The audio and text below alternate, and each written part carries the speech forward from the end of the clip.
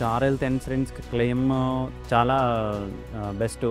ఎందుకనంటే నేను నా సొంతంగా అనుభవించిన కొన్ని సందర్భాలకు అది క్లెయిమ్ అయింది.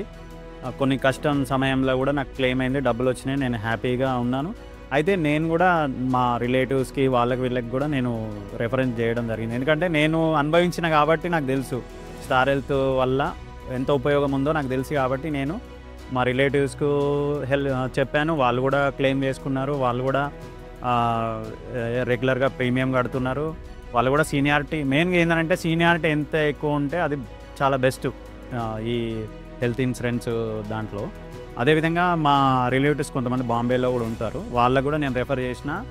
నాట్ ఓన్లీ ఈ స్టేట్ కాకుండా బయట స్టేట్లో కూడా జరుగుతుంది.